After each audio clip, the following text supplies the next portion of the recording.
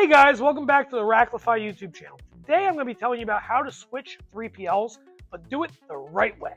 So guys, if you're thinking about switching 3PLs, it's a common thing.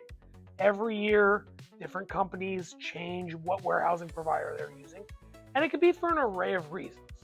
Today we're going to go over how this process should look like and how to do it the right way without upsetting everybody involved. So, the first thing you want to do is assess the situation, right? Why are you thinking about changing 3PLs? Is it because of a certain SLA not getting met? Is it because you're outgrowing the 3PL? Is it because the rates are too high, right? What is the problem? Once you identify what the problem is, what your needs are, what the requirements are going forward, you can then go back to your provider and see if there's any way that they can right the ship, right? So you want to give them the chance to maybe give you a better rate, maybe put you in a different facility, maybe improve processing times, right, before you go and make a costly switch.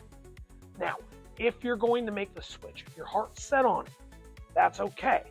You want to do it the right way. The next step is to begin your search. So just like if you're going to leave your job, right, if you're going to start looking for another job, probably not the best idea to just scream out loud, hey, I'm looking for other jobs.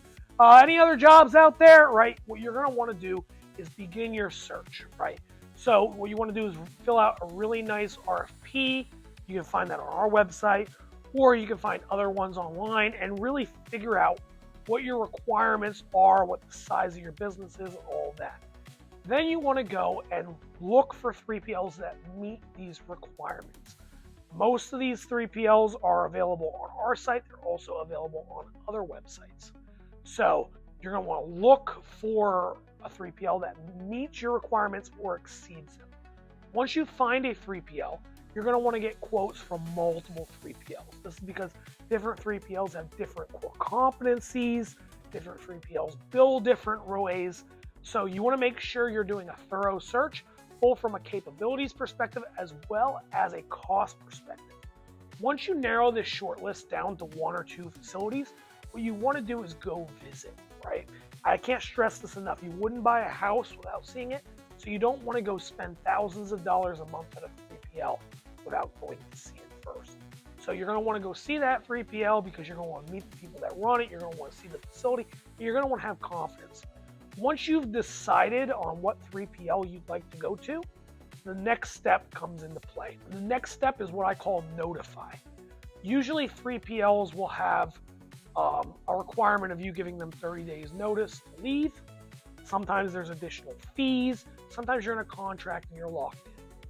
If this is the case, regardless of this, you're going to want to notify your 3PL that you may be leaving.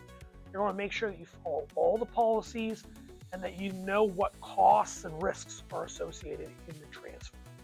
Once you do this, you're going to make sure that you're informing your new 3PL. When you inform your new 3PL, you're going to want to make sure that they're aware of any issues that might occur during this change.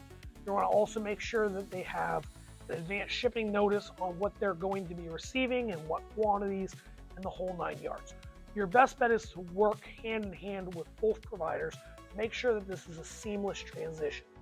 Right? So the less friction, the better.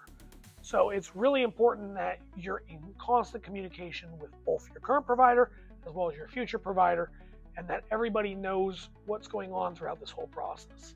So once that removal order starts at the 3PL, you're going to want to make sure that the timeline is communicated, that the other 3PL knows when they will be receiving the goods. Once you've notified both 3PLs of the switch, your next thing is planning. Right. So planning is really important. It's something a lot of people overlook because they think this is just a plug and play kind of thing. But realistically, there might be new systems you have to work with at your new 3PL. There might be different procedures, different billing, different types of things, and you want to plan for all these. Right? Is there a new way you have to handle your supply chain? Maybe your new 3PL requires a special kind of label or sorting or volume minimums and different types of things that might require some planning.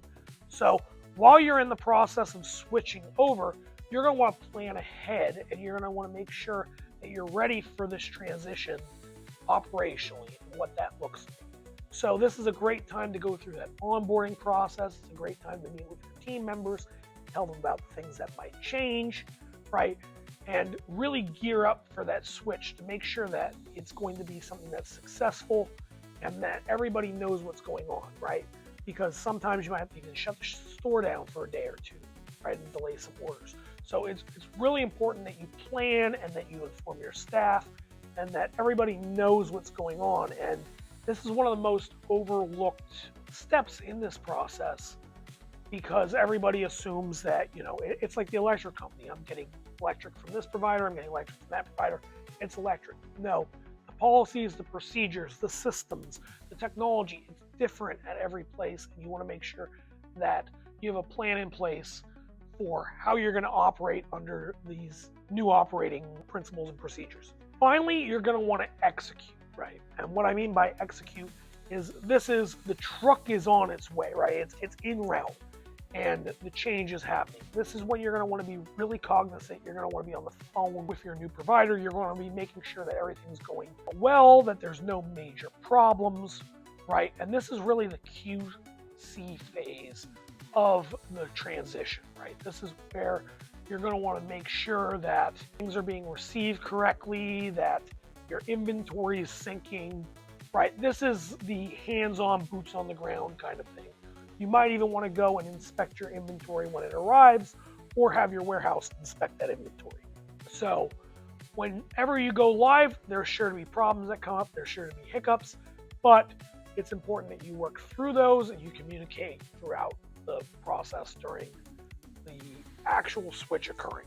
So guys, this is how I would go about switching a 3PL if I was an e-commerce merchant, because it's really a intensive process that takes a lot of consideration. It involves a lot of your personal relationships, it involves financial decisions, and it involves complex logistical moves. So you want to make sure that you have all your bases covered before you begin to make this transition, and I hope this was a helpful guide. Thank you guys so much for watching this video. If you could do us a favor, give us a like, give us a subscribe, give us a share. Tell your friends and family about our channel. We want to help you and other sellers like you succeed online. Thank you, and have a great day.